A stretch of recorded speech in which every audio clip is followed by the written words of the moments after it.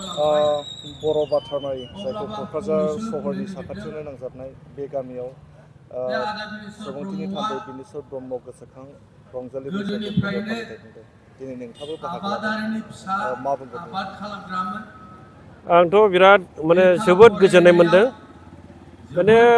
हारिमुनि उथुमाय होनना बुङोब्ला बे बर' भाटारमारियानो आरो जाहोना जाहैबाय सिगाङाव जेब्ला बर' मोसानायखौ बे गद खालामदोंमोन बागुरुम्बाखौ बे समाव कामिनि कुमार नार्जारिया बेवहायनो बाहा लानानै थादों आरोखि। बेवहाय गोदोनि बे भाटारमारिनि माहाजोनफ्रा बिथांनो जायगा होदों। बिनिफ्रायनो मोसानायखौ बियो बागुरुम्बाखौ मोजां खालामनानै फोसाबनानै दिल्लीयाव मोसाहैदों। आं जोबोद गोजोननाय मोनदों।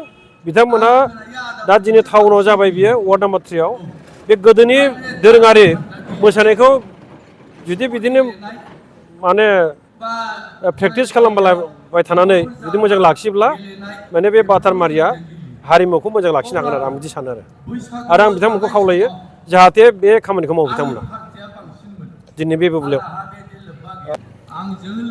बेखौ जोंहा बैसागुनि रोजाबनायनि माखासे दंखायो, टिउन दंखायो आरो बेनिफ्राय कम्प'जिसनाबो जोंहा दंखाजोबो। बेखौ जोङो सरजाबनानै जोङो बेखौ बुथुमनानै जों बेखौ साइन्टिफिक मेथडआव जों लाबोनांगौ। बेनिफ्राय जों बेखौ फोसावनांगौ, फेहेरनांगौ आरोखि। आं बेखौ जोंनि दानि एक्सपार्ट दानि जेरै दुलाराय बर' हारिमु आफाद थाबाय, जों बड' सिने आर्टिस्ट एस'सियेसन थाबाय आरो नुनो मोनदों दा दुलाराय बर' फरायसा आफादाबो बेखौ मोजां गोसो होनानै बेखौ खामानिखौ मावगासिनो दं आरो जों एसे रायलायगासिनो दं बेखौ गद खालामनो थाखाय। माबादि जागोन बियो? बियो मोजाङैनो जागोन।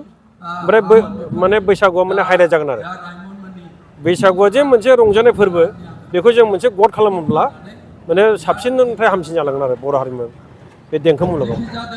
मा बुंगोन नोंथाङा जिहेतु सिगांनि बैसागु फालिनाय आरो दानि फालिनाय जिहेतु गोबां फारागथि नंगौ, गेजेर खन्द'आव जेनेबा दामनाय देनायबो गद गैलामोन।